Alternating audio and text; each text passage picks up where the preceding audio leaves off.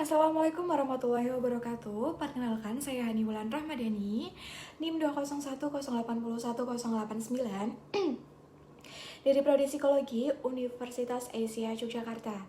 Pada kesempatan kali ini, saya akan sedikit menjelaskan mengenai self-development dan personal leadership.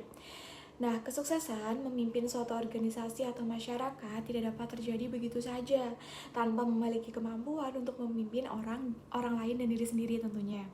Dalam hal ini, kita bisa mencontoh keberhasilan dari Nabi Muhammad SAW di berbagai bidang dalam memimpin orang lain dan diri Nabi Muhammad SAW sendiri. Nah, langsung aja kita bahas. Yang pertama adalah pembentukan self-leadership di waktu kecil hingga dewasa. Nabi Muhammad SAW dilahirkan dalam keadaan yatim. Ibunya Aminah menitipkan Nabi Muhammad SAW kepada Halimah untuk disusui dan dibesarkan untuk mendapatkan pendidikan bahasa yang fasih dan terbebas dari debu metropolis Mekah. Pertumbuhan Nabi Muhammad sejak kecil tidak seperti anak-anak yang lain. Beliau melebihi kemampuan dari anak seusianya. Sejak kecil, Nabi Muhammad sudah terbiasa menyendiri dan merenung. Tarbiyah atau pendidikan kepemimpinan Rasulullah dimulai ketika beliau diasuh oleh kakeknya Abdul Muthalib. Namun Nabi Muhammad diasuh oleh sang kakek hanya 2 tahun saja karena sang kakek meninggal dunia.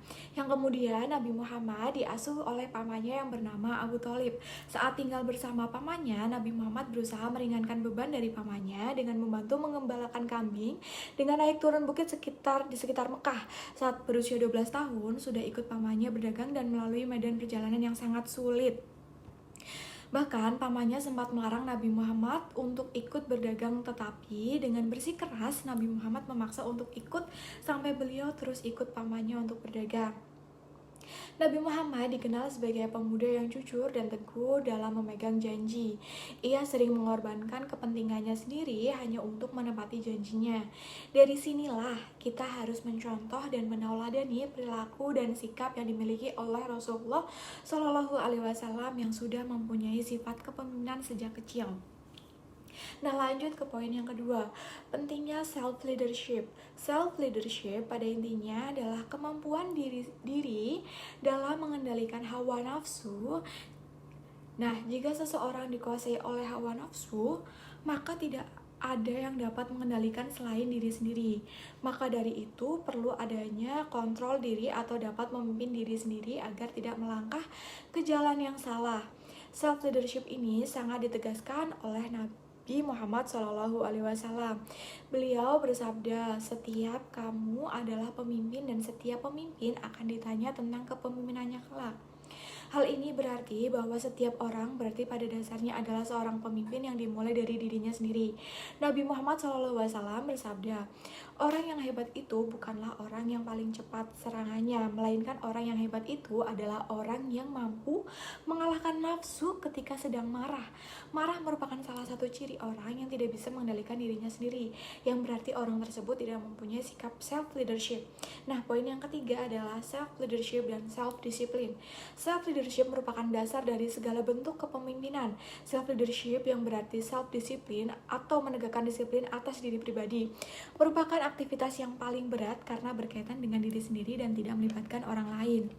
Kita lanjut ke poin yang keempat ya, hubungan self-leadership dan organizational leadership. Pada dasarnya, memimpin diri sendiri berarti mengembangkan kemampuan dan proses untuk mengalami tingkat pengenalan diri atau self-identity yang lebih tinggi melebihi tingkat ego.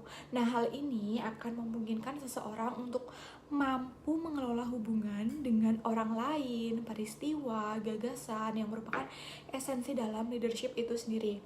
Nah, kita lanjut ke poin yang kelima, self-leadership dan stress management.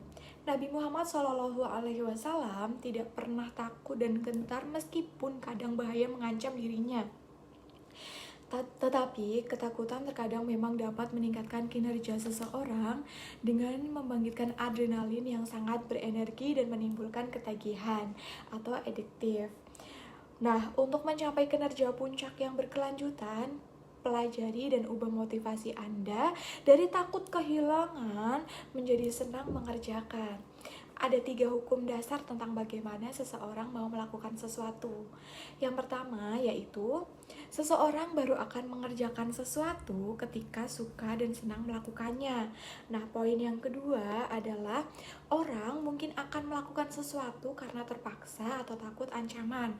Nah, poin yang ketiga adalah seseorang akan melakukan sesuatu karena sudah menjadi kewajibannya, tetapi ia kehilangan semangat dalam melakukan hal tersebut. Nah, yang keenam, mulailah dari diri sendiri. Kepemimpinan sudah seharusnya dilakukan dari lingkungan terkecil, yaitu dari diri sendiri.